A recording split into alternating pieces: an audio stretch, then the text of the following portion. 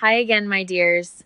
Tonight's story follows Lior, an interpreter who has spent her whole life being everyone's voice but her own, and Ravenna, the alpha queen of a seven-tongued empire, who trusts no word she hasn't controlled.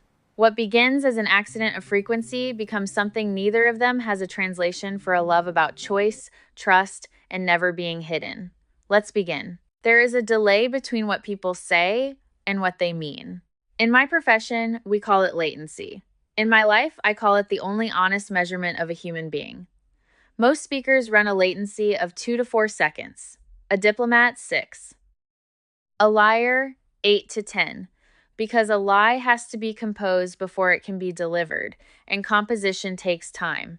I have spent 11 years in glass booths measuring this number, and I can tell you the most dangerous people in any room are the ones whose latency approaches 0. People who mean exactly what they say the moment they say it. I had never met one. I want that on the record.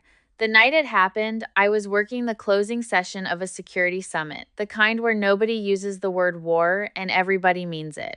I sat in booth C, third of 5, soundproofed glass on 3 sides, and I did what I always do before the channel opens. I counted 2 exits from the booth corridor, 4 from the plenary floor, 14 delegates, 26 aides, 1 man in the 3rd row whose latency told me his statement tomorrow would contradict his statement today. My heart rate was 62. My coffee was cold. My name was on none of the placards, none of the programs, none of the thanks. This is the design of my work. An interpreter who gets noticed has failed.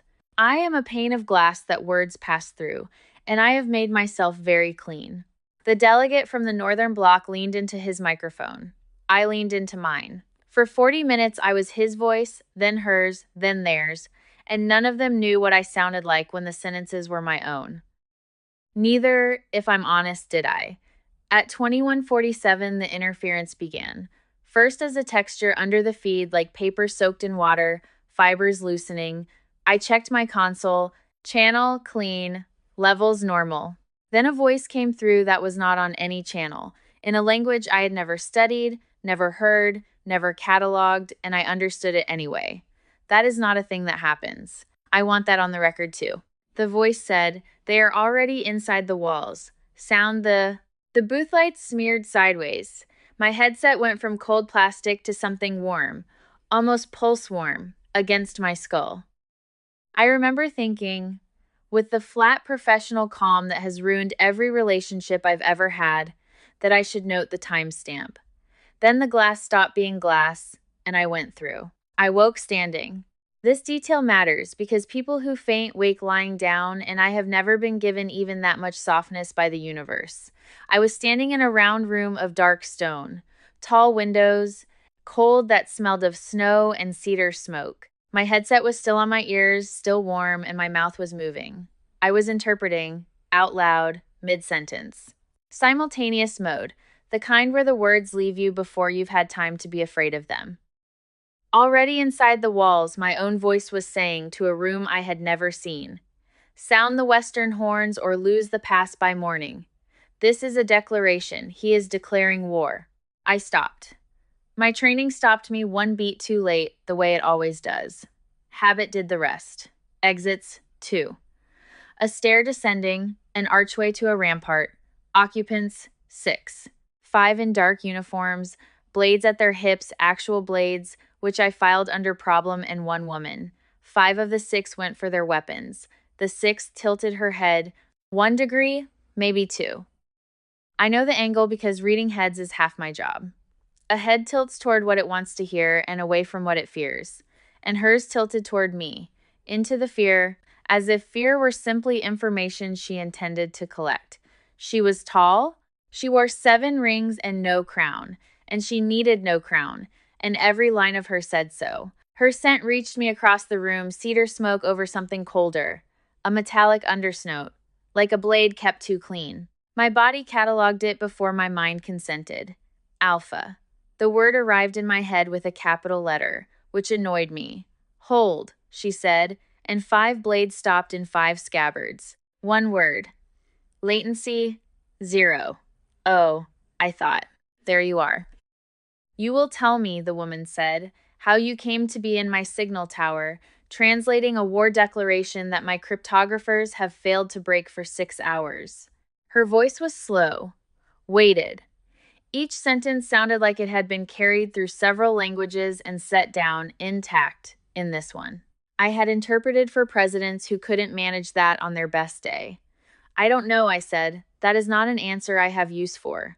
It's the only true one I have. I can give you a false one with more detail, if you prefer. Most people do. Behind her, one of the guards inhaled the way people inhale when someone has just signed her own death warrant. The woman did not inhale. She looked at me the way I look at a difficult source text, not offended by it, interested in what it would cost to render accurately. You're an interpreter, she said, not a question. I ran back the tape of myself to find what had given me away and found everything. The way I'd angled toward the room's acoustic center, the way my eyes tracked her mouth instead of her eyes, the fingers of my left hand resting in midair as if on a console that wasn't there. She had read all of it in under a minute. I had been visible for under a minute, and she had read me. I filed that under problem as well. A different shelf. Yes, I said. Whom do you serve?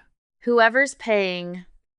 Currently no one. Since I appear to have left my employer several, I looked at the stone, the blades, the tallow lamps, and chose the coward's word miles behind. You understood the Vesric tongue. No one living speaks it. It survives in 9 inscriptions in the war archive of my enemies, who revived it precisely so that no one would understand them. She took one step closer. Cedar and cold metal.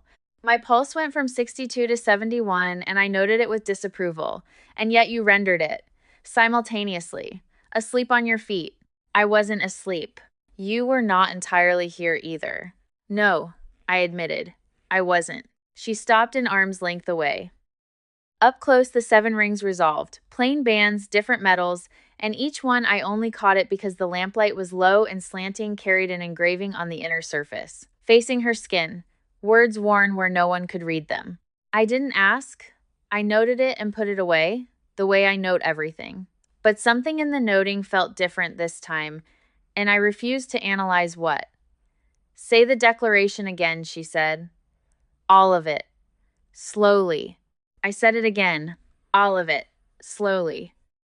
Somewhere in the middle, at the phrase, sound the western horns, I heard her breathe out through her nose, and then, very quietly, under her breath, she repeated my final word in another language entirely, a small, private echo, checking whether the meaning had survived the crossing. I don't think anyone else in that room had ever noticed her do it. I noticed. It's my job to hear what's under the words. It is not my job to find it. I searched for the term and discarded 3 before landing on the accurate one, disarming. There's an error, I said instead. The room went very still. I beg your pardon, said the woman, in the tone of someone who had never begged anyone's pardon. Not in the declaration. In how your people have been reading it, you said 6 hours, so someone produced a partial rendering before I arrived. The word for walls.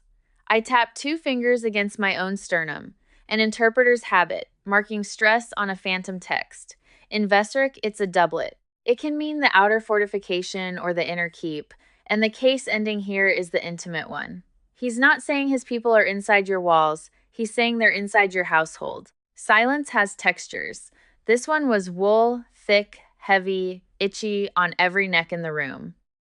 You're telling me, the woman said slowly, that I have a traitor under my own roof. I'm telling you what the sentence says. What it means for you is above my pay grade, which is currently nothing. She looked at me for 4 full seconds. I counted them. And then the alpha queen of wherever I was did the thing I would spend the following weeks trying and failing to translate into any language I knew. She smiled. Small, precise, gone almost before it landed. No one, she said, has corrected me in 11 years. That seems inefficient, I said, for you. One of the guards made a sound like a swallowed cough. The queen, because that's what she was. The room bent around her, the way sentences bend around their verb, turned to the stairs. Wolf, feed her, house her. Post a guard she'll assume is a jailer, and I'll pretend is an honor. She paused at the top step, and this pause had latency in it, the first I'd measured from her. 2 full seconds, an eternity by her standard, and I understood the pause was not about security at all. "What is your name?" "Lior," I said. "Lior Mendez." "Lior." She said it once, plainly, and then so quietly that only a person who listens for a living would have caught it. She said it again under her breath, in another tongue, with the vowels reshaped, testing whether it survived the crossing. It did. I felt it survive somewhere under my sternum, in a place I had no console for. "I am Ravenna," she said, "and you will not be harmed in my keep." Then she was gone down the stairs, and the room exhaled, and I stood in a stone tower in the wrong century of the wrong world, and my heart rate was 84, and I noted it, and I refused categorically, professionally, to analyze why. The guard I was meant to assume was a jailer turned out to be Wolf. Gray at the temples, economy in every motion, a face that filed its expressions in a drawer somewhere and issued them one per fiscal year. Wolf walked me down 4 flights, along a corridor with 9 doors, into a room with 1 window, 1 bed, 1 hearth. I counted these things out loud, apparently, because Wolf said, 6. "What?" "Guards, between this door and the tower stair," you were about to ask. I wasn't going to ask. "No," Wolf agreed. "You were going to count. This saves time."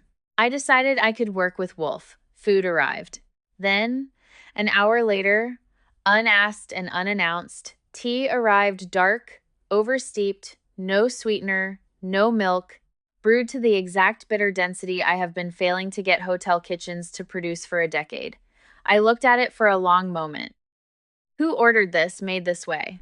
"No one," Wolf said in the doorway, already leaving. "Her Majesty asked what you drank at the summit tonight. You'd mentioned cold coffee. She said if you take it strong enough to insult, the kitchens should insult you properly." The door closed. I drank the tea. It was a data point, I told myself. One data point is an anecdote. It would take a series to make a pattern, and I did not intend to collect a series. I intended it right up until the following afternoon. They came for me before the lamps were lit. The council wanted the interpreter. The council chamber was long and cold and hung with 7 banners, and the argument was already in progress when Wolf walked me through the doors, which told me the argument was about me because people only pause like that for their subject. The man leading it introduced himself by not introducing himself. "The realm's chief interpreter," Wolf murmured. "Osei. He has held the seal for 19 years. Osei looked at me the way senior colleagues have looked at me in every country on my dead resume, an inventory conducted in advance of a rejection. "The summit of the 7 crowns convenes in 9 days, he was saying to the council. 9 days, and the Ashfall delegation has given notice they will conduct proceedings in Vesric, a dead tongue revived as insult and shield. I have 3 scholars who can parse it on paper in a matter of hours per page. It cannot be interpreted live. I have said so. I say so again. We negotiate a common tongue or we do not negotiate." "They'll refuse," said a counselor. "The refusal is the point. They want us deaf at our own table." "Then we are deaf with dignity, rather than dependent on," and here Osei's hand moved toward me without his eyes bothering to follow it, "an unverified foreigner who fell out of the air into a war room. No credential, no guild seal. No history that any archive can produce. For all this council knows, she was sent." Every face turned to me. I did the arithmetic. I always do 14 counselors, 2 doors, 1 window too narrow to matter, and then I did the other thing I always do, which is refuse to audition. "He's right," I said. Osei blinked, thrown off his own script. "You can't verify me. No one here can. If I were you, I wouldn't trust me either. I let that stand for exactly 1 breath. But your 3 scholars translate Vesric consecutively. They wait for the whole text, then render it. That works on paper. At a live table, it means your queen hears every threat, every offer, every insult minutes after her enemies have watched her face fail to react to it. They're not choosing Vesric to hide their words. They're choosing it to buy the delay. The latency is the weapon." Silence again. "Linen this time? Lighter than wool. Attentive. And you propose?" said a voice from the end of the room. And it was hers, and my pulse adjusted before my eyes did.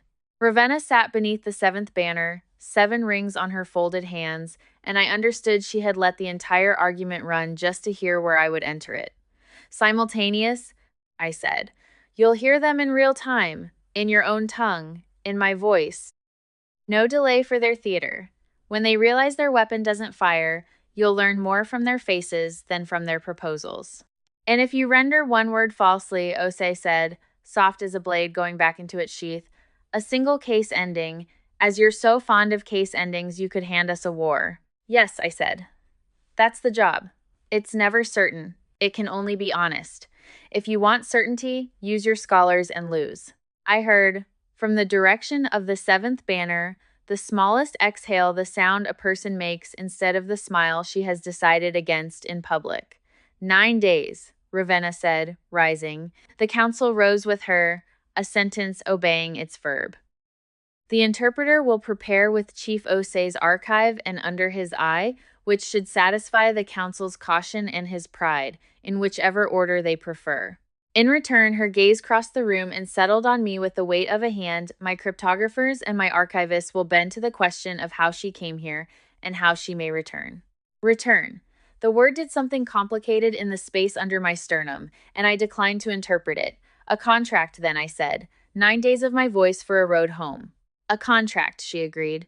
Wolf walked me back after. Different corridor this time, wider, quieter, a window at the far end going amber with dusk. My belongings, all none of them, had been moved to a new room, bigger hearth, thicker walls, a writing table facing the light. Why the move? Her Majesty's instruction, Wolf said. The old room sits over the smithy. She said noise degrades the quality of interpretation. A pause, one expression withdrawn from the drawer, examined and filed again unused.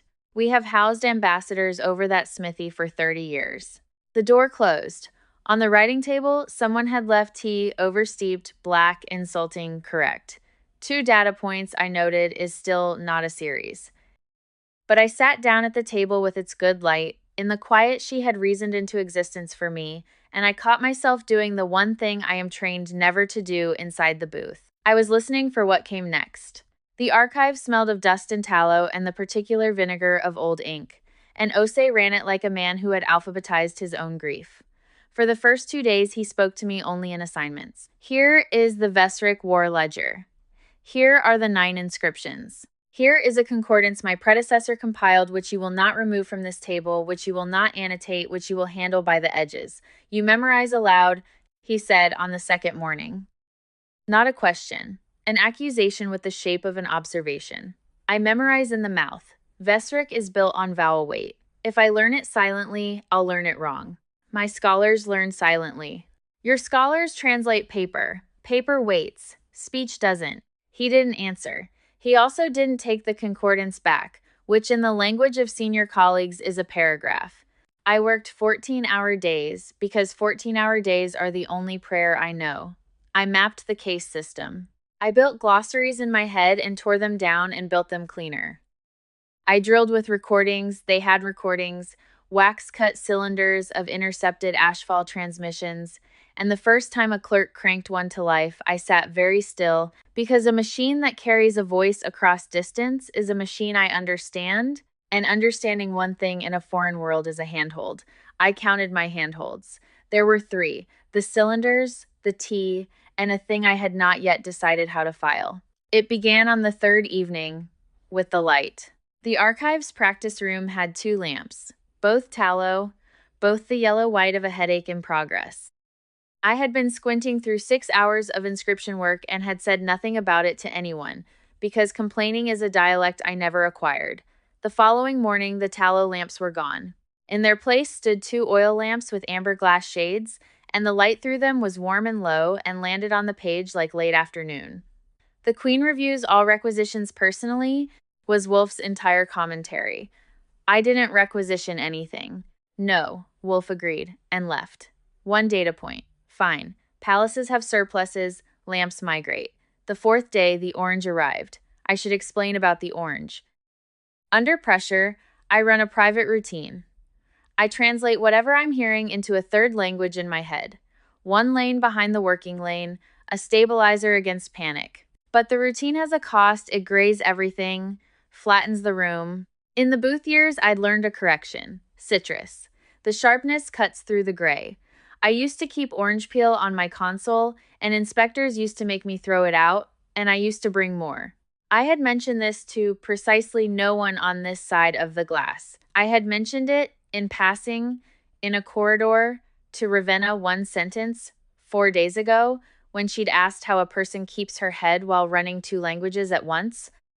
I had used, I believe, 11 words. On the fourth morning, there was an orange on my work table.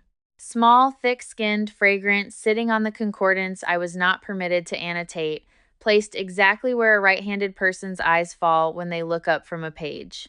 I looked at it for a long time. 11 words 4 days ago in a corridor while she was walking somewhere else with 7 advisors trailing her like punctuation.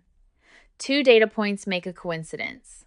I peeled the orange, and the room came back into color, and I filed nothing, absolutely nothing, under any heading at all. By the 5th day, she was attending the drills herself. There was a stated reason. There is always a stated reason with her, the way there is always a load-bearing wall in a fortress. The summit protocols required the sovereign to be familiar with the interpreter's cadence, her pause structure, her signals for slow down and repeat, and this word is a trap. So she came to the practice room in the hour before dusk and sat, and I interpreted the wax cylinders live while she listened to what her enemies had been saying about her in a language built to exclude her. She listened the way other people hold their breath, and she watched my hands. I interpret with my hands every simultaneous interpreter I've ever respected does. The hands carry the grammar, the mouth hasn't reached yet.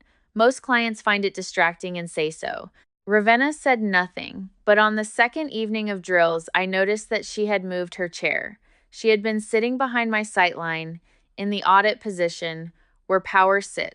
Now she sat at the window side, angled precisely where my peripheral vision holds a speaker's face and hands. At once the interpreter's arc, the position a person takes when they want to be readable. She had noticed where my eyes needed her, and she had gone there. It cost her the room's best chair. She never mentioned it. I never mentioned it. The data point went into the series I was not keeping. The 7th evening, Castellan came to observe. The Ashfall envoy had arrived early. Envoys arrive early the way knives arrive early, and protocol permitted him a courtesy tour. And the courtesy tour bent itself toward my practice room because of course it did. He was polished the way a floor is polished, for the purpose of watching people slip. He stood in the doorway and let his eyes conduct the inventory that men of his kind conduct the plain clothes, the absent credentials, the omega cent I keep, politely nothing, paper and citrus and nothing worth a second breath, and he smiled with the front of his face. So this is the miracle, he said in Vesric to the room, in the tone of a man saying something else.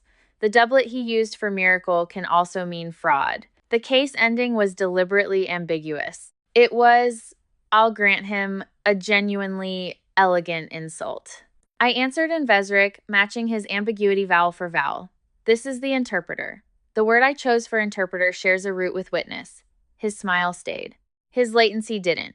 8 seconds before his next pleasantry, and 8 seconds in my profession, is a signed confession that says, you were not supposed to be able to do that. And in the doorway, without a word, Ravenna moved. It was small. Half a step, a shift of weight, the kind of adjustment a person makes when a draft comes through a window. But when it was finished, she stood between his sightline and mine, angled like a door ajar, and he could no longer study me without visibly looking around his own queen host, and no envoy alive will be seen craning. She did it while discussing grain tariffs. She did not look at me while she did it. Cedar smoke, and under it that cold metallic line, and under that for a half second, gone as soon as caught something warmer, banked like a hearth behind a shut door. I cataloged the scent shift. I declined to translate it. 3 data points is a series, 4 is a pattern. I had 6 and was refusing to count, which for a woman who counts guards while falling through time should have been diagnosis enough. The night before the 8th day, I couldn't sleep, so I went up. The signal tower has a balcony below the beacon floor. Wolf had mentioned it with the studied neutrality Wolf uses for gifts, and at night it holds the whole valley. The pass, the watchfires, the cold sweep of stars I didn't know. arranged in constellations no one had ever pointed out to me, which made them, in a way I didn't examine, restful. Nobody narrates an unfamiliar sky at you. You're allowed to just look. She was already there. I knew before the door finished opening cedar, snow, the banked hearth note stronger at night, as if the day's discipline loosened after dark.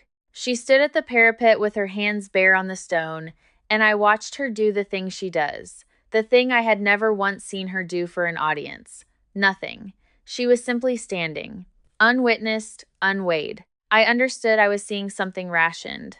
I can go, I said. You can, she agreed, and moved along the parapet to make room, which in her grammar was a full sentence. We stood in the dark. The watchfires made their slow arithmetic down the valley. My heart rate was 76, and I let it be 76. Ose tells me, she said, that you drilled today until your voice cracked and then drilled the crack.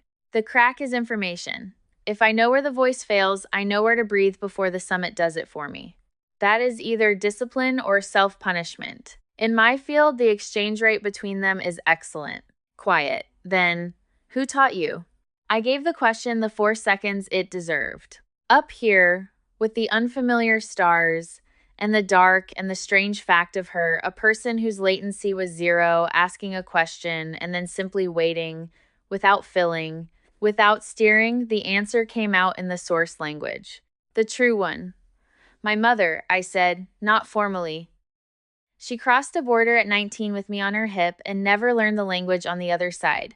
Couldn't she worked 3 jobs? Grammar is a luxury paid for in hours, so I learned it for both of us. I was her voice at 7. At the clinic, at the landlord's door, at the school when the school called about me and I stood there translating their complaints about my own behavior, editing her outrage into politeness so we'd survive the meeting. The valley wind moved. You learn something doing that. You learn what you say doesn't have to be what you feel. You learn to run yourself 1 lane behind. It makes you an excellent interpreter. And what did it make you besides? Straight through the wall, no latency. I looked at the watchfires. Quiet, I said. It made me quiet. There was never a room where my voice was the point. By the time there could have been, I didn't have one. I have hers, and his, and yours, and theirs. Beautiful instrument, nobody's ever heard it play its own music, including me. I shrugged, a small economy. Interpreters who get noticed have failed. I built a life on being glass. I'm very good glass. She was silent for a while. Then, quietly, I have watched rooms full of people look through you. It is not because you are glass. A pause, exact as everything she made. It is because they are poor readers. I did not have a lane for that sentence. I let it sit where it landed, under the sternum, with the others. Your turn? I said because fair is fair and because I needed the attention off the place her sentence had struck. Why does a queen who commands 7 languages sit through interpreting drills she doesn't need? I need them. You understand 4 of the summit tongues natively and read the rest. I've watched you catch my renderings a half beat early. You don't need me for comprehension. So it's something else. Verification? I turned to face her. You check everything. You repeat people's last words back in another language under your breath. You've done it since the first night. I don't think you know you do it. You audit meaning like a woman who was robbed. Her stillness changed quality, not anger. Recalibration, the stillness of someone accustomed to being watched but not to being read, discovering the difference in real time. No one has ever remarked on that, she said. No one else's job is what's under the words. She looked at her hands on the parapet. The 7 rings caught the beacon light plane bands, and I knew now what I'd suspected the first night, because I had seen them at close range across 8 days of drills. Each carried an engraving on the inner face, turned against her skin, worn where no living person could read it. 7 words in 7 metals, all of them facing inward.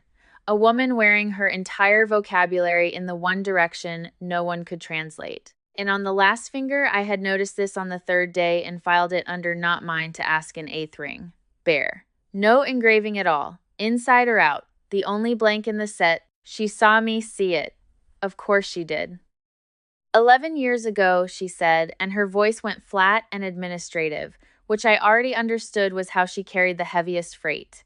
I concluded an alliance with the Eastern Federation. The instrument of it was to be a marriage, political in origin, not, by the end of the negotiation, political in fact. The wind again. She let it pass. The final protocol was conducted through interpreters. Ours had taken ill.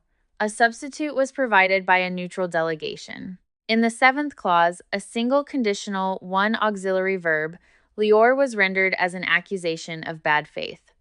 She walked out believing I had insulted her house in front of 6 nations. I walked out believing she had manufactured a pretext to abandon me. By the time the transcripts were compared, her federation had signed with Ashfall, the pass was fortified against us, and she was married elsewhere. 4,000 men died in the border war that followed. Flat. Administrative. Under it, 11 years of blood. The substitute interpreter was never located. The delegation that provided him was Castellans. The watchfires burned their slow line down the valley. 4,000 men in one auxiliary verb. The rings, I said. After the war, I had one made for each summit tongue. A word in each, engraved where only I know it. When I negotiate, I hold what I mean in my own hand, in my own metal, and no interpreter alive stands between me and it. She turned her hand slightly. The blank ring took the light and gave nothing back. The 8th was cast for the Eastern tongue. Her tongue. It has been 11 years, and I have never chosen its word. I no longer know if the blank is a wound or a discipline. What's the difference?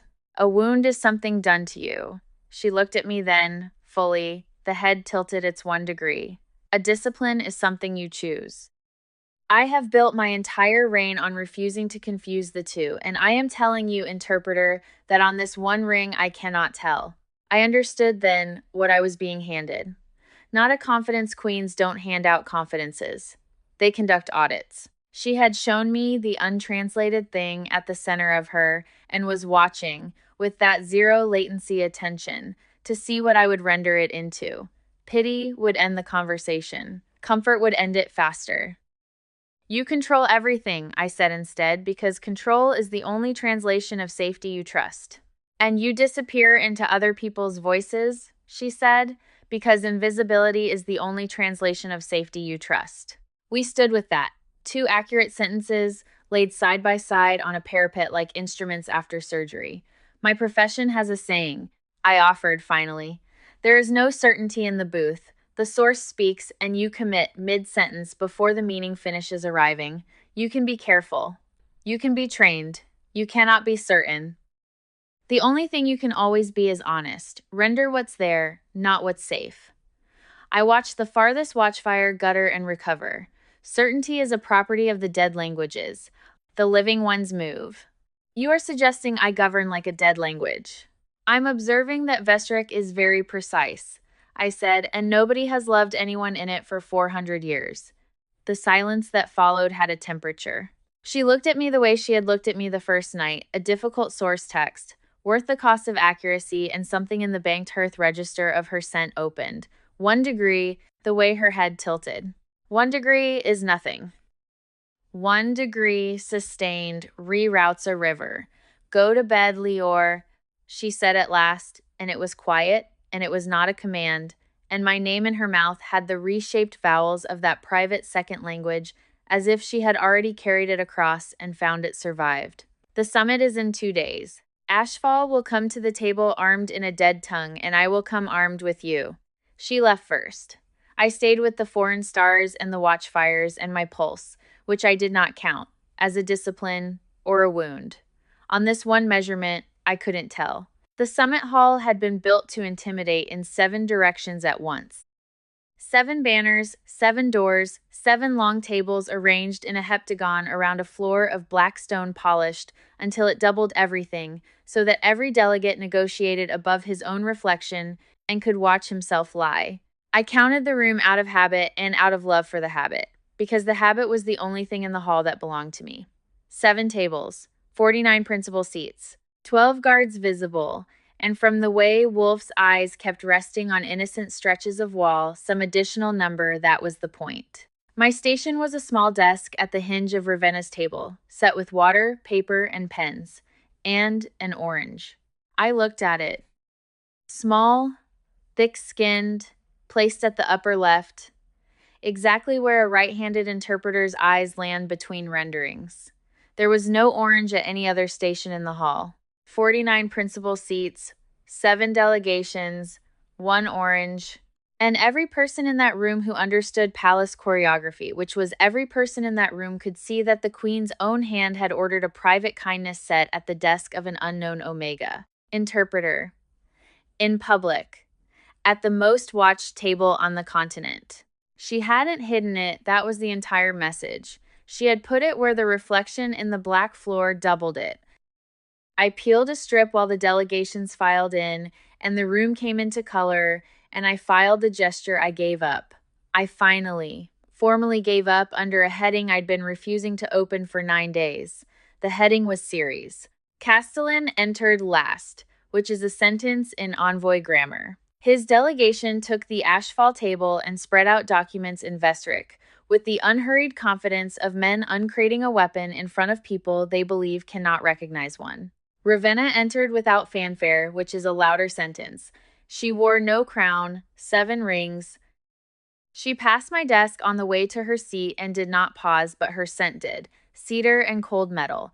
And beneath it, the banked hearth register held steady and open, 1 degree, sustained. The opening protocols crawled. Then the Ashfall principal rose and smiled the way his envoy smiled, with the front of his face, and began in Vesric. And I began with him. Simultaneous work is a strange country. You do not wait. Waiting is death. You commit to sentences whose ends you cannot see, trusting the speaker's grammar to catch you. And when it doesn't, you repair mid-air. The Ashfall principle spoke of Vesric that had been coached, weaponized, latticed with doublets and trap endings, phrases built to fork, and I rode half a beat behind him and rendered it into the common tongue, aloud, into a silence with 49 principal seats in it. I watched their strategy die in real time. It was designed for consecutive interpreting, for scholars for the long delay while Ravenna's court huddled over parsing, during which her face would be studied for confusion, her stillness sold to the hall as weakness. Instead, the hall heard the threats land in real time, in a calm female voice, and heard Ravenna's replies begin before the echo of the Vesric had left the rafters. 0 latency. She answered insults the moment they finished being insults. By the second hour, the Ashfall principal was sweating through his coaching, and Castellan, seated at his shoulder, had stopped looking at Ravenna entirely. He was looking at me. I rendered him a professional smile, the kind that means witness, and kept working. The break came at midday. Delegates rose, servants moved, the heptagon dissolved into currents. I stayed at my desk drilling glossary, and so I had a front row seat when Castellan detached from his table and steered toward Ravenna and pitched his voice with a courtier's exact science. Privately, but not quite. A remarkable instrument, Majesty. Wherever did one find her? No guild seal, I'm told. No archive record. No history at all. A smile conducted at me like heat off stone. Ashfall would question the standing of any testimony that passes through an instrument of unknown provenance for the protocol's integrity. You understand, one cannot build treaties on an Omega who fell from the sky. The nearest currents of the room slowed. Delegates are sharks. Blood is blood. I set down my pen and prepared to establish my own provenance, at length, in Vesric. I never got the chance. Envoy, Ravenna said, and the hall's acoustics did the thing her voice does, carrying without rising. You are correct that the protocol requires standing. She turned, not to him, to the room, which had assembled itself into an audience with the smoothness of water finding a level. For the record of the 7 crowns, then, administrative, flat. The register she reserves for freight. The interpreter Lior Mendez holds her seat at my table by my personal warrant, under my seal, on my honor. Her renderings today stand as the official record of this summit. Any party who questions her standing questions mine. The silence took on texture. Silk, this time. Expensive, and nobody wanting to be the first to wrinkle it. And then she did the thing that no protocol required. She crossed to my desk, the whole heptagon watching, the black floor doubling her, and she picked up the orange I'd peeled a strip from, and she turned it once in her ringed hand and set it down again. claiming the gesture, signing it in front of the continent. Vestrik has no word for interpreter, she said to the hall, conversationally, the way an avalanche starts conversationally. The nearest is witness. I find it more accurate. This one has seen the words under my enemy's words and given them to me faithfully. That is a rarer loyalty than blood. I choose it. I choose her rendering over your delegation's original envoy in any tongue you care to bring me. Then, quietly in the Eastern tongue, the eighth tongue, the one her blank ring had been cast for and 11 years of silence had kept, she added 4 words. To the hall, it was a diplomatic flourish. Untranslated, unexplained. But I understood it.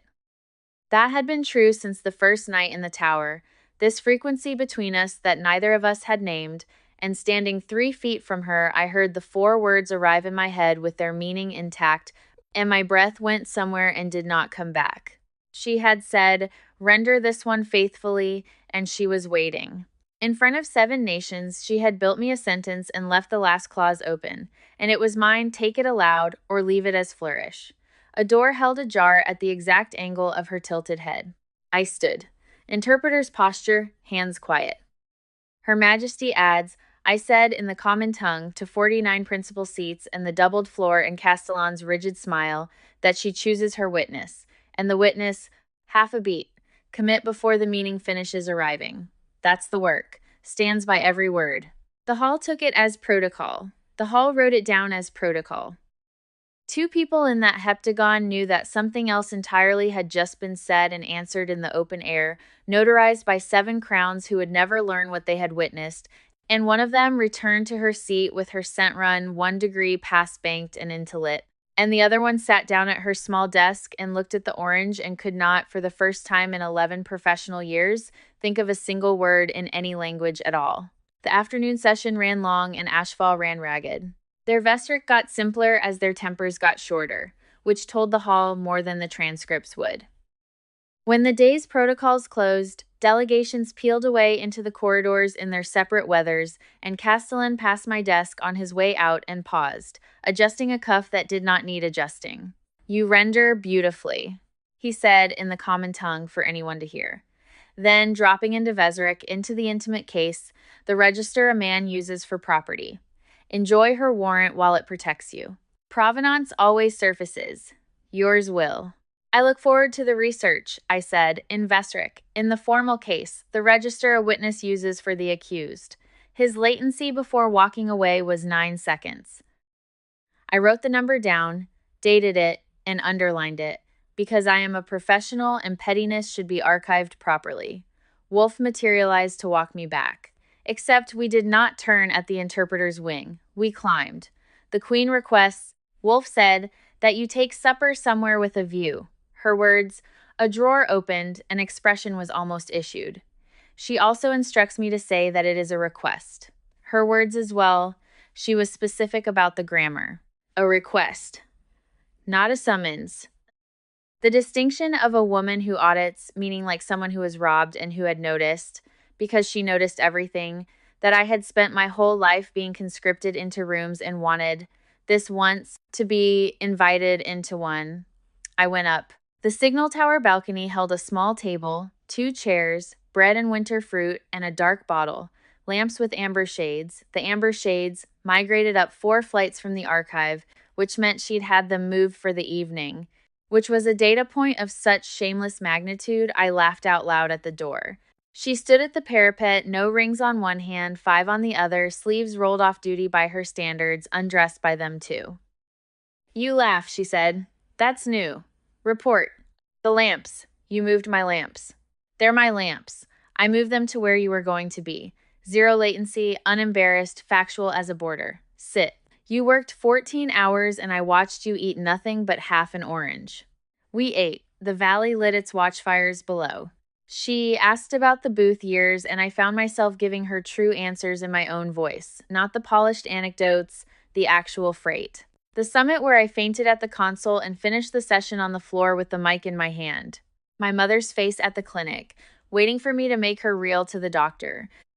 Ravenna listened with her whole architecture, head tilted, wine untouched, and when I finished, she was quiet for a moment and then repeated my last word back softly in the Eastern tongue, checking it had survived the crossing. You know you do that, I said. Now. You know now. I know now. She turned the stem of her glass. You gave me that. 11 years of a habit, and I never heard myself do it until you rendered me to myself. She looked up. That is what you do, Lior. You think you are glass. You are not glass. Glass shows people what is behind it. You show people what is inside it. There is a difference, and I have staked treaties on smaller ones. The wind moved. The nearest watchfire guttered and recovered. I put my hands flat on the table because they wanted to do something else. What did I show you, I said at the summit today, when you left the claws open? My own sentence finished better than I began it. She set the glass down. I have spent 11 years making certain no one could ever again stand between me and my meaning. Today, I stood in front of 7 crowns and handed you my meaning, mid-air, unfinished, and let you commit for me. Her voice stayed level, her scent did not. The hearth register opening pass lit into something with actual weather in it. Do you understand what that cost a woman like me? I am not telling you to be thanked. I am telling you because you count things, and I want this counted. It's counted. My voice came out low.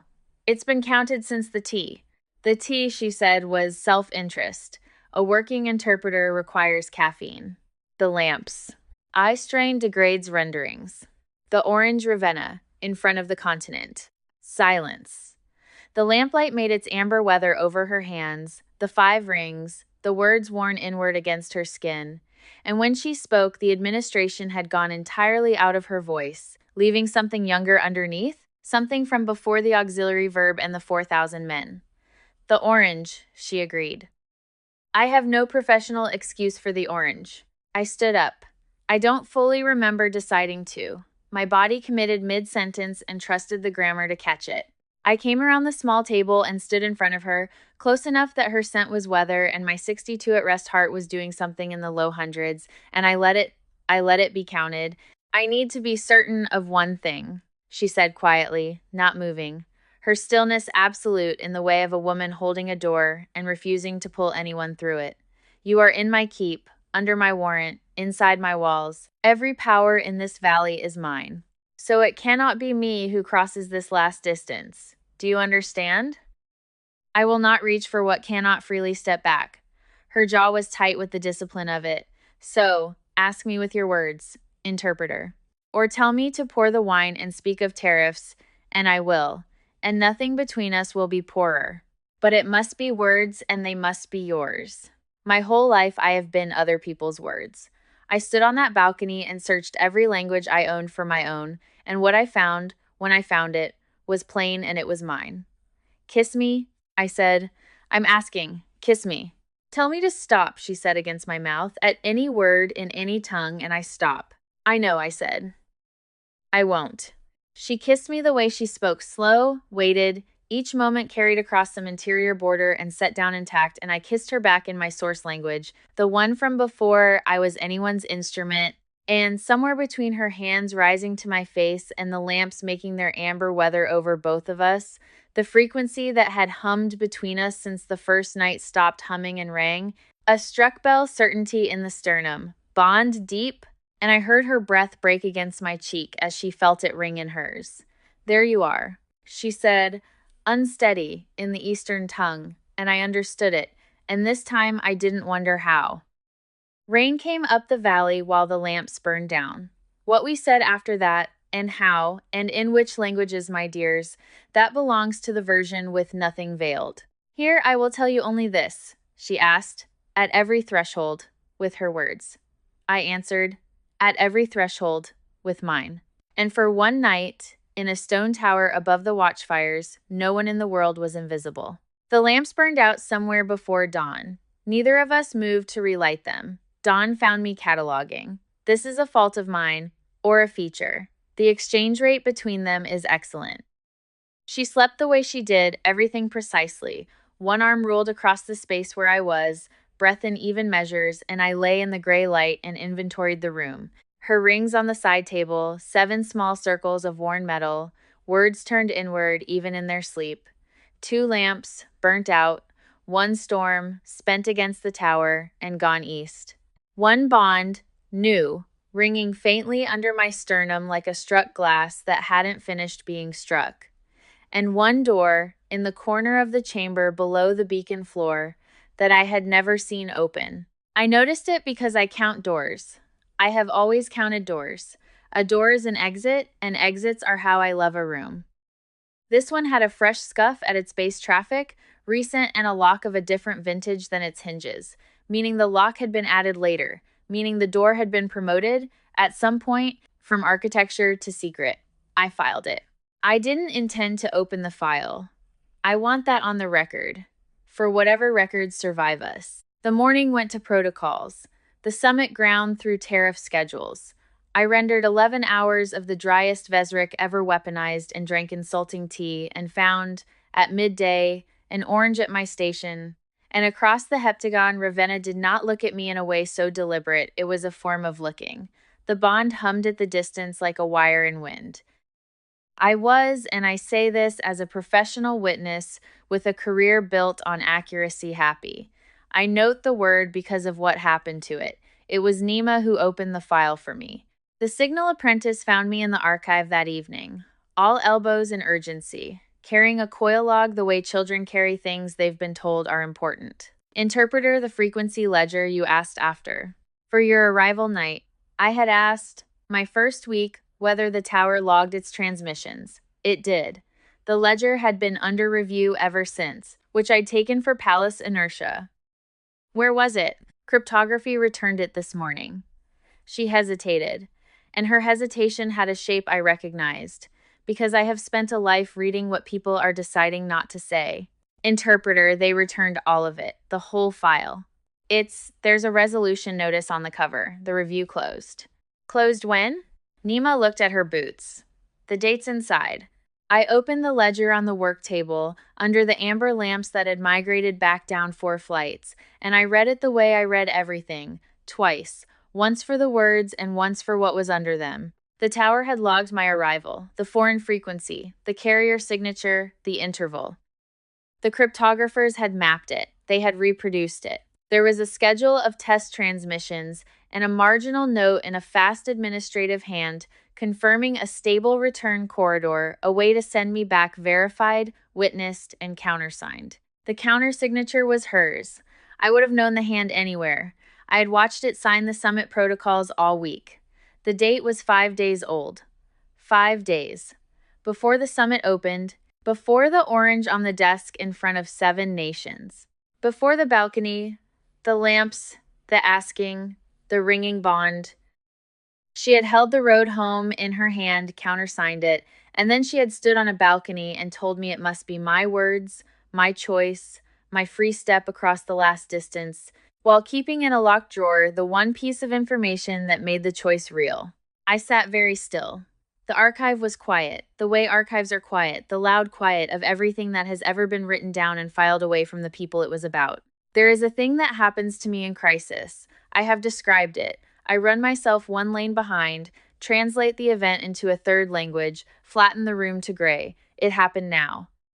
I watched myself from the observer's lane, a small woman under amber lamps, closing a ledger, thanking an apprentice in a level voice, walking out with her heart rate at some number I declined, for the first time in my adult life, to count. Because here is what the ledger said under the words. Every kindness had a stated reason. The tea, caffeine. The lamps, eye strain. The room, acoustics. She builds a load-bearing excuse under everything she gives. And I had found that charming, I had cataloged it as charming, and I had never once audited the architecture above my own head. A woman who audits, meaning like someone who was robbed. I should have asked what the robbed do when they finally hold something. They lock the door. They add the lock later, after the architecture, and they call it protection, and the thing inside the room is not consulted. I was the thing inside the room. I went up the tower. I did not send word. The bond told her I was coming. I felt it flex. Her attention arriving before I did, and she was standing when I reached the beacon chamber. And she saw the ledger under my arm, and I watched the Queen of 7 Tongues read the entire conversation we were about to have in the time it took me to cross the threshold. To her credit, the record should be fair. She didn't reach for a lie. Her latency stayed at 0 to the end. It was the only thing that did. 5 days, I said. Yes. The corridor is stable, verified. I could have gone home 5 days ago. Yes. Before the summit. Before you stood in front of 7 crowns and chose me. Before the balcony, where you told me my voice did a thing and I flattened it, where you made a ceremony out of my free choice. It must be words, and they must be yours. Did you enjoy the grammar? Knowing you'd removed the only clause that mattered? It was not. She stopped, started again, slower, and I heard her doing it, choosing the load-bearing version. The summit was 6 days out. Ashfall inside my walls, a traitor uncaught, and the corridor untested for a living. Give me the source text, Ravenna. It came out quiet, and it came out in the register I use for the accused. You've handed me the diplomatic rendering. I'm a professional. I'll know. Silence. The beacon turned its slow light across the walls, across her face, across the 7 rings with their words worn inward. And when she finally spoke, it was fast, fast from her, the woman whose every sentence arrived pre-carried across 7 borders, and I understood I was hearing her bleed. I was afraid. Fast, flat, unbearable. You stood in my war room the first night and corrected me, and I have been afraid since before the tea. And 5 days ago, a clerk put a paper in front of me that said, the woman that said you could leave, and I signed the verification because I do not falsify records, and then I put it under review because I could not put it under my pillow. I meant to tell you after the summit, then after the session, then after the balcony. There was never an after, Lior. There was only ever the next hour of you still being here, and I purchased each one with silence, and I knew the price and I paid it anyway. That is the source text. Render it however you like. However I like. I set the ledger on the table between us, next to the small dish where her rings sat at night, 7 circles, all their meaning turned away from the world. Here's my rendering. You didn't lie to me.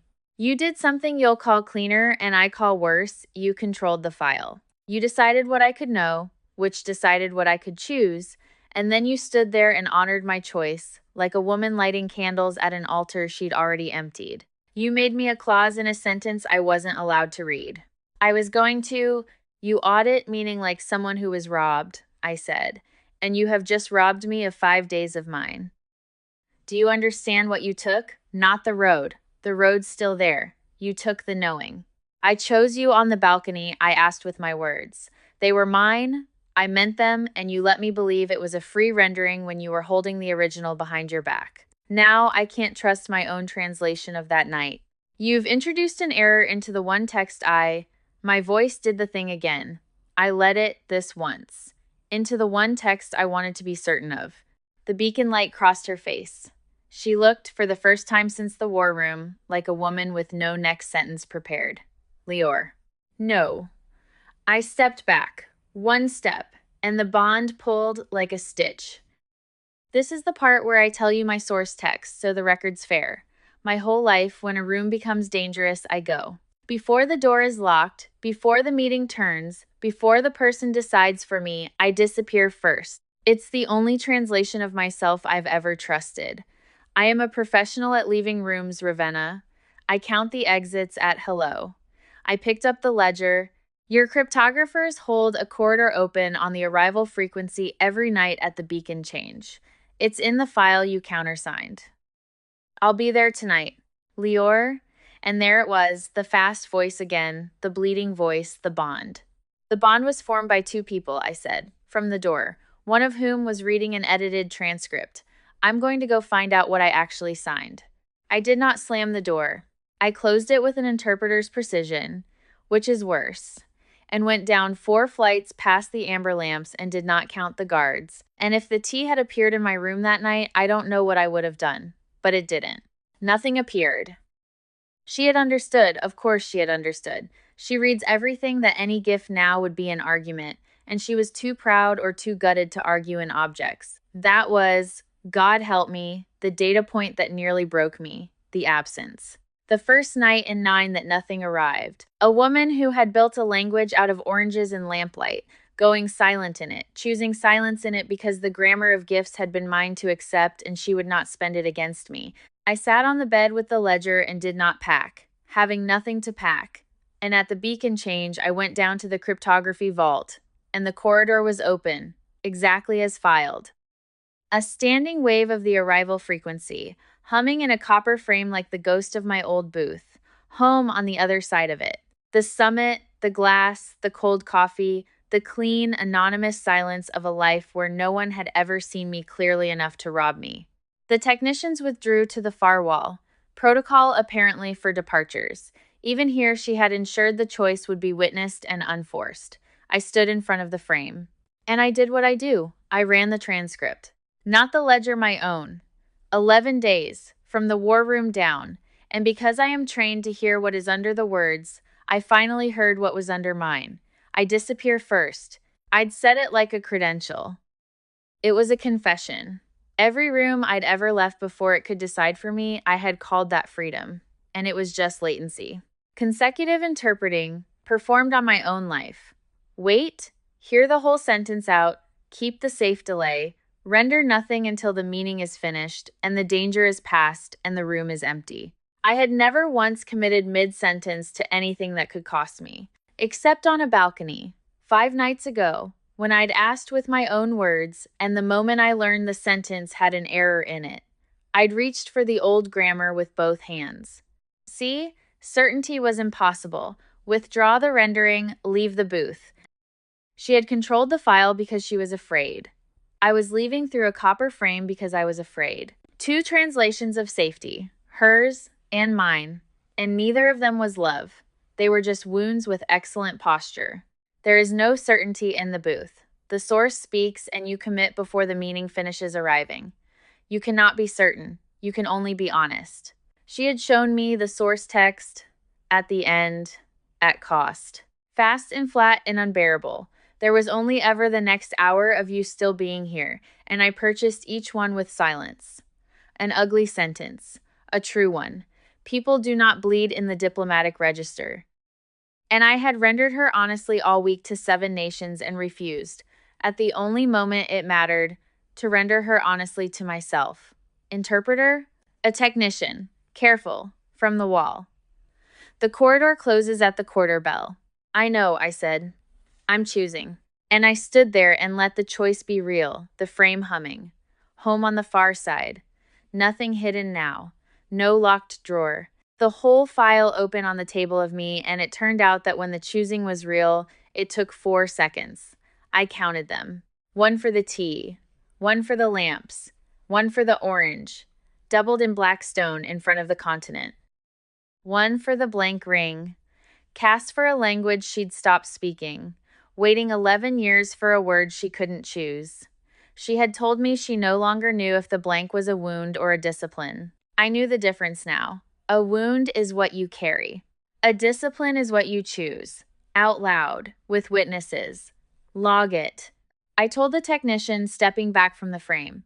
For the record, the corridor was open, the departure was cleared, and the interpreter declined. Voluntarily, date it, sign it. I'll countersign. Then I went up, not to her chambers, past them. The council was sitting late. The summit closed tomorrow. The anteroom held ministers and clerks and Wolf, whose face issued an entire fiscal decade of expression at the sight of me, and I walked through the tall doors into the chamber without being announced, because I was done, permanently, with waiting to be rendered by other people. The room stopped. 14 counselors, Osei with his seal, and at the head of the table Ravenna, mid-sentence, who saw me and lost the sentence, dropped it clean in the open air, the woman with 0 latency, standing in front of her own counsel with no words at all. I gave her mine. I said it first in my mother's tongue, my source language, the one from before I was anyone's instrument, the one no one in that room had ever heard because no one anywhere had ever heard it. 11 words, and they were mine, and my voice carrying its own meaning for the first time in its working life did not shake. And then, because I am, after everything, a professional, I'll render that for the record, I said to the council, to the seal, to her, It says, "I was not brought here, I was not kept here. The road home stood open tonight, and I closed it myself. I stay because I choose to stay, and I choose her. Not the warrant, not the crown. Her." I looked at Ravenna, and I let the bond ring where anyone with the biology to feel it could feel it. Enter it into the protocol. Witnessed. Countersigned. Whatever this realm requires to make a choice, a matter of public record, draft it, because I am claiming the queen, and I want it filed. Silence has textures. This one was cut crystal, fragile, ringing, and every person in the room holding still so as not to be the one who shattered it. Ravenna's hand had gone, without her permission, I think, to the blank ring. "Well," said Wolf, into the crystal, with the drawer fully open at last. "That saves time." The council did not, in fact, save time. Councils never do. But what they did instead over the following hour was something I had not planned for and will remember for the rest of whatever life I have chosen. They took me seriously. A clerk was summoned. Precedent was consulted. There was precedent, it turned out, from 2 centuries back, for a consort-elect entering her own declaration into protocol. The realm had simply never seen the declaration arrive before the courtship. Osei himself, the seal of 19 years heavy in his hands, drafted the instrument on the spot, and when he reached the line for my style and titles, he paused, pen up, and looked at me over the paper. "Profession," he said, "not provenance, not credential. Profession." "Interpreter," I said. He wrote it. Then, in the fast administrative hand of a man committing an opinion to the permanent record, the finest simultaneous interpreter this realm has examined. He did not look up while he wrote it, and I did not thank him. And between us, these two courtesies were understood to be a complete conversation. Ravenna signed. I countersigned. The bond rang, low and settled, like a bell after the note has ended and the bronze goes on, remembering it. And then, because this is the world and not a ballad, the doors opened and the night's second file arrived, and the file was Castellan. The traitor inside the household, the intimate case ending, the warning that had fallen through time with me had never been found, and the search had run all week under the summit like a second, silent negotiation. It was Nima, in the end, who broke it, though she would spend a month refusing the credit. The signal apprentice, cross-checking her beloved frequency ledgers against the summit schedule, had found transmissions leaving the palace's own relay during the midday breaks coded, brief, and stamped with an authorization cipher that belonged to a guest suite, the envoy's suite. He had not falsified the record. He had done something he would have called cleaner. He had used a courtesy channel, granted to all delegations for diplomatic traffic, to move troop dispositions to the Ashfall Command, the Western Pass, the watchfire rotations, the beacon change. The household traitor was not a servant bought or a counselor turned. It was the guest himself, standing inside the walls by right of protocol, robbing the house through the front door he'd been handed. They convened the tribunal at dawn, before the summit's closing session, in the heptagon hall because the offense had been committed against the summit itself, and the 7 crowns were owed the trial. I was seated at my small desk, officially as interpreter of record. The orange was there, I did not touch it. Some mornings are not for color. Castellan stood in the center of the black floor, doubled in his own reflection, and he was good. I will grant the record that. He was very good. He denied nothing outright, he reframed. The transmissions were routine diplomatic traffic. The cipher was shared among his staff. And when the technical evidence tightened, he pivoted to the strategy he had been building all week, the one aimed at me. "The realm's case," he told the 7 tables, "rests on frequency ledgers interpreted by, forgive me, an instrument of unknown provenance, bonded, as of last night I'm told, to the very crown that accuses me. The record and the recorder both belong to Her Majesty. I invite the 7 crowns to weigh what such testimony is worth." It was, as a piece of rhetoric, genuinely elegant. It was also, as a piece of translation, his last mistake, because he had made the tribunal a question of rendering, and rendering was the one field on that floor where I outranked everyone, including her. I stood. Point of procedure. The interpreter of record requests to enter evidence directly. The presiding crowns conferred. Granted. The envoy's objection is correct in principle, I said, and watched him blink at the concession, latency climbing. Testimony filtered through an interested party is worth less, so we will remove the interested party. I propose the tribunal hear the intercepted transmissions raw, and that the envoy translate them himself. Stillness. They are in Vesric, I went on. The delegation's chosen summit tongue. The envoy is, by his own delegation's protocol filings, fluent. Let him render his own traffic to the 7 crowns, aloud, and I will stand silent unless the tribunal believes an error has been made. I am not the only Vesric reader at these tables anymore. 3 delegations have scholars present who can verify against the wax. He objects to my voice. Good. Let the record use his. You cannot refuse to read your own words in front of 7 nations without the refusal becoming the verdict. He knew it before I finished the sentence. I watched him know it. And so Castellan stood on the black floor above his own reflection and translated himself slowly in the exact, careful cadence of a man walking, a rope of his own weaving, and the 7 crowns heard the watchfire rotations and the beacon schedules leave his mouth in his own voice. And where he softened a phrase, the scholars at 3 tables stirred, and he heard them stir and corrected himself. I said one word the entire session. He rendered a doublet the word that can mean observation or surveillance in its innocent case, and I said, mildly, ending. And he stopped and looked at the wax transcript and gave the tribunal the guilty case, because 11 scholars were watching and the vowel weight was unarguable. It was the intimate ending, the one for things done inside a household. He convicted himself with a case ending, which I confess, as a professional, I found almost unbearably beautiful. The verdict came before midday. And here is where I learned the thing about her that the ballads will get wrong, because ballads confuse justice with fire. Ashfall's own delegation, scrambling to save the treaty, offered him up, urged the maximum penalty, distanced themselves in 3 languages. The maximum penalty in this realm, for espionage against a summit under guest right, was death. The hall expected it. I think Castellan expected it. He had gone the gray of a man rehearsing composure. Ravenna stood. She was silent long enough that the silence became part of the sentence. 11 years ago, she said, this man arranged a false rendering that cost me an alliance, a war, and 4,000 of my people. I could not prove it then.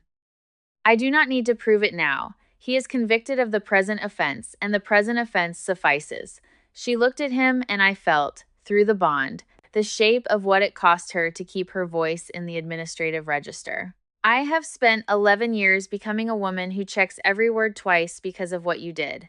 I will not let you author my sentence as well. The tribunal's judgment. The envoy is stripped of diplomatic standing before the 7 crowns. Permanently his name entered in the summit protocol as faithless, in all 7 tongues, which record outlives us all.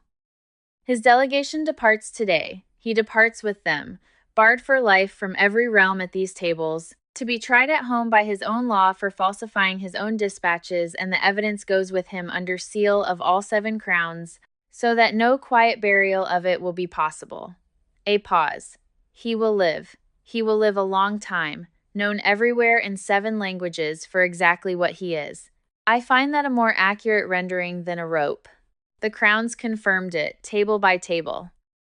Castellan was escorted out across the black floor, doubled all the way to the doors, and the last I saw of him was his reflection, which walked upside down beneath him like the version of the record he would never again control. Beside my desk later, Wolf paused on some errand and considered the closed doors. Merciful, Wolf observed. Was it? No, said Wolf, with satisfaction, and issued a full smile the entire annual allocation and moved on. The summit closed that afternoon in a hall with a different weather in it. Treaty signed, the past demilitarized. The Ashfall principle, visibly liberated by his envoy's absence, negotiated like a man allowed to use his own words for the first time in years. I would know the look. And afterward, in the emptying hall, the realm came to my little desk in 1s and 2s, and I collected the strangest harvest of my life. Nima first, still refusing credit, presenting me with the ceremony of a state gift my own headset, which cryptography had finished studying at last. I took it, weighed it, and gave it back into her hands. "It's yours," I said. "I have a voice now. I'm keeping it in my own head. Learn the circuits. And Nima, the voice is yours too, the one you talk yourself out of in meetings. Don't lend it to anyone, not even me." She held the headset like a relic and fled before crying in front of the protocol officers, which I thought showed excellent professional instincts. Then Ose. He came bearing a tray himself, no clerk, no ceremony, and on the tray was tea. He set it at my elbow and stood with his hands behind his back, examining the middle distance, and the tea was black and oversteeped and dense enough to insult a hotel kitchen at 40 paces. He had asked someone? He had asked exactly. "The archive," he said to the middle distance, "has never had a Vesric section worth the name. Fragments. A concordance a century out of date. A pause administered precisely. I am told consorts require occupations, or they interfere in governance. I would consider it a service to the realm if the interference occurred in my archive. There is a desk with acceptable light." "Amber lamps," I said. "They have already been moved," he said, with dignity, "by persons unknown, and left before I could commit the discourtesy of thanking him." I drank the tea. It was correct. Data points, my dears, are not only for falling in love. Sometimes they are how an entire cold house tells you, cup by cup and lamp by lamp, in the only grammar it trusts, "You are one of ours now."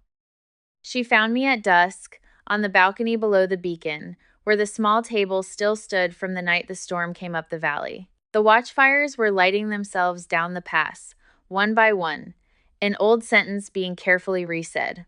We stood at the parapet a while, not talking, which is a thing I had to learn that with her, silence isn't latency, it's the rest between movements.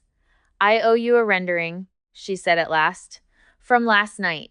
You entered your choice into the record in front of my counsel, and I signed, and there was a tribunal on us before I could answer in kind. A queen should not let a debt of words stand a full day." "You did answer." "You signed."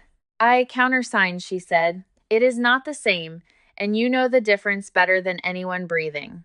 She turned from the valley to face me, and took my hand, and I felt something small and cool press into my palm. The 8th ring.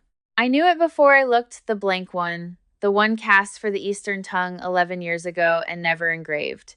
The wound she could not tell from a discipline. It was blank no longer. But she had not done the expected thing. She had not filled it inward like the others, another word worn secretly against the skin. The engraving was on the outside, turned to the world, legible to anyone who took my hand. One word. In the Eastern tongue, her heart's language, the one she had stopped speaking the day a false rendering took everything, the one she had used again for the first time in 11 years, to say, "Render this one faithfully in front of 7 crowns." I read it, and my breath did the thing, the going and not returning thing, because the word was one I knew every interpreter knows it. We cite it to each other like scripture, the untranslatable we all secretly want a life to deserve. It has no clean equivalent. The nearest honest rendering runs to a phrase, to be heard in one's own voice, to arrive in another person without loss. And beneath it, small, in the common tongue, because she is who she is, and would not risk one vowel of her meaning to chance 3 words. Seen, chosen, yours. The others face inward because they are mine, she said. Her voice had gone to the register underneath the registers, the one from before the auxiliary verb. What I mean, held where no one can take it. This one faces out because it is not mine. It is a declaration, and a declaration hidden is just a secret with better posture. You taught me that in front of my own counsel. Her thumb moved once across my knuckles. I had them cut it facing the world so that every hand you shake, every page you turn, every word you render for the rest of our lives, the realm reads it before they hear you. This one is heard. This one arrived without loss. The bond was ringing. The watchfires stood in their long bright grammar down the pass. I have to say the words, she said. You filed yours. These are mine, and I will keep the sentence short, because you once told me the living languages move and I am done speaking dead ones. She held my eyes and did not blink, and her latency was zero, the way it was the first night, the way it has been every hour since. I choose you. Not to keep, I tried keeping, and nearly lost you to a copper frame in my own cellar. To hear, every day, in your own voice, in any tongue, for as long as you choose back. Marry me, bond and crown and record. Or don't, and stay anyway, and I will hear you just the same. But answer me with your words, Lior. They are the only currency I have ever wanted. I looked at her, this precise, guarded, extravagant woman who had learned to leave a clause open in front of 7 nations and trust me to finish it, and I gave her the answer in my mother's tongue first, the source language, 4 words, mine. Then I rendered it for the record. Yes, I said, witnessed, countersigned.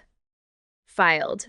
She laughed, my dears, a real one, unrationed, and I heard what she must have sounded like before the war, and I thought, I will spend a life collecting this sound, one data point at a time.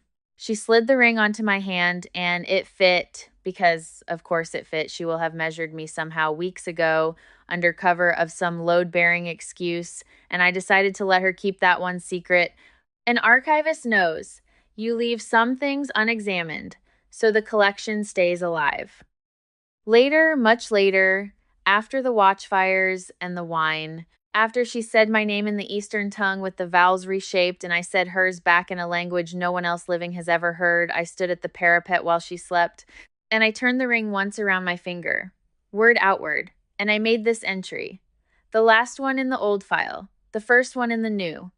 My whole life, I understood being seen as an occupational hazard.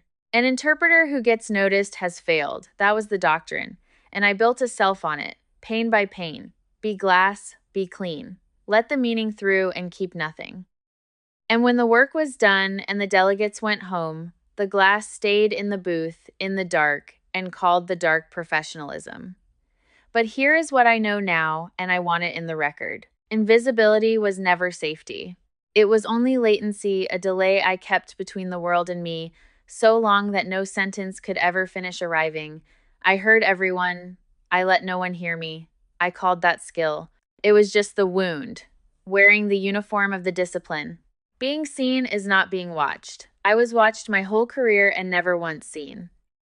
Being seen is this.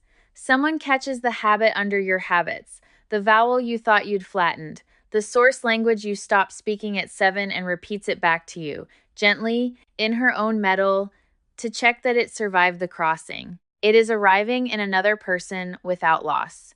There is no certainty in it. There never is in the living languages. You commit mid-sentence before the meaning finishes, and you trust the grammar of another human being to catch you.